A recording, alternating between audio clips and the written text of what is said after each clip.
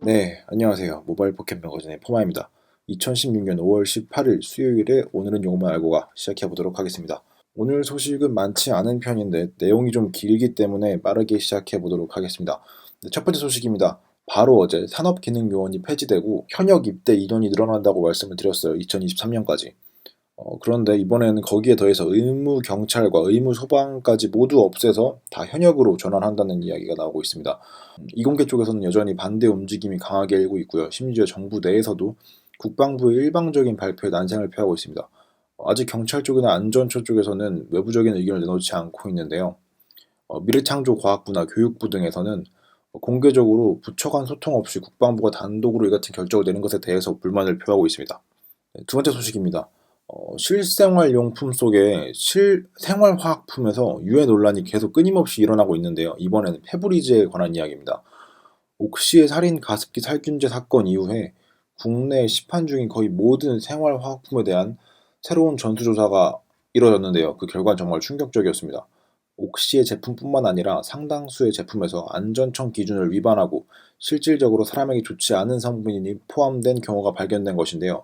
이번에는 페브리즈에서도 사람 몸에 해로운지 그렇지 않은지 아직 연구 중인 성분이 검출되었다고 공개했습니다. 다르게 말하면 실제로 페브리즈는 법적으로 정해진 가이드라인을 준수하고 있으며 사람의 몸에 해롭다고 정확히 알려진 물질은 전혀 검출되지 않았다는 것인데요. 오히려 함께 조사한 제품 중에 7가지 제품에서 법적으로 사용이 금지된 폴리헥사메탈 렌구아니딘이라는 성분이 검출되는 등 법을 위반한 사례가 발견되었습니다. 국민들은 늦장 대응이 아니냐는 목소리를 높이고 있습니다. 실제로 이 제품들에 대한 판매 중단 및 폐기 처분은 이미 1월에 실행되었다고 합니다. 그런데 공식적으로 공개를 하지 않아서 이미 제품을 구매하고 사용 중이던 사람들에게는 알리지 않은 것인데요. 이유가 뭔지 궁금합니다. 이번에 새로 공개된 법적 위반 제품들은 첫 번째 에어컨 히터 살균 탈취 주 필코스캠의 제품, 두 번째 어썸 패브릭 뉴스토어의 제품, 세 번째 신발 무균정 바이오 피톤의 제품이고요. 네 번째로 퍼니처 크림 네오제포의 제품입니다. 다섯 번째로 나노 컬러 다크 브라운 미용닷컴의 제품이고요. 멜트 B&S 월드링크의 제품입니다. 마지막으로 레더 클린 앤 리뉴 와이프스라는 에이스 마케팅의 제품에서 법적인 가이드라인을 위반한 위험 성분이 검출된 것으로 밝혀졌습니다. 네, 세 번째 소식입니다. 조영남 씨의 대작 사건이 어제 하루 종일 이슈가 됐었는데요. 대중들의 관심을 받는 연예인이 예술계로 진출해서 아트테이너라고 불리는 사례가 점점 늘고 있습니다.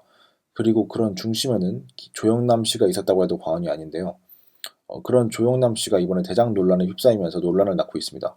바로 조영남 씨가 조수로 고용한 분께서 자신이 그림을 대신 다 그렸다라고 발표를 한 건데요.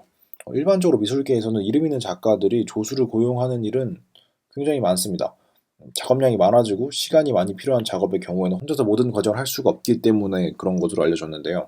대표적으로 우리가 잘 알고 있는 비디오 아티스트 백남준 선생님 역시 테크니션이라고 불리던 조수들을 고용해서 작업을 함께 했다고 알려져 있습니다.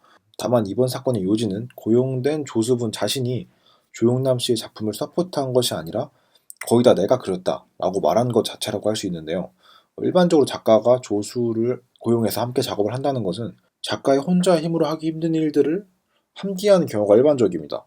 그런데 조영남 씨의 경우에는 자신은 서울에 있고 조수는 속초에 있는 경우에 전화로 그림을 그리라고 지시했다는 점 등이 밝혀졌는데요. 이런 문제점들 때문에 예술계에서도 조영남 씨의 조수 고용을 좋지 않은 시선으로 바라보고 있다고 합니다. 네, 마지막 소식입니다. 미국 시간으로 18일 오전 10시부터 구글의 2016년 개발자 컨퍼런스가 시작됩니다. 이번에 가장 주목받고 있는 것은 새로운 VR이 공개될지 말지 하는 것인데요. 우리나라 시간으로는 오늘 밤에 시작되는 개발자 컨퍼런스는 3일간 계속되며 구글이 앞으로 나아갈 방향을 제시하고 새로운 OS에 대한 이야기 그리고 새로운 VR 공개가 가장 큰 이슈가 될 것으로 보이고 있습니다. 아직 어떤 형태의 VR이 공개될 건지는 미지수인데요. 자세한 소식은 제품이 공개된 후에 다시 이야기해 보도록 하겠습니다. 네, 오늘 살펴볼 소식이 이 정도면 될 것 같고요.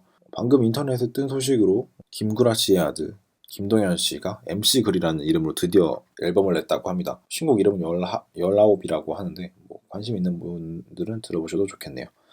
네, 2016년 5월 18일 수요일에 오늘은 요것만 알고 가. 내용은 여기까지 마치겠고요. 오늘도 즐거운 하루 되시기 바랍니다. 감사합니다.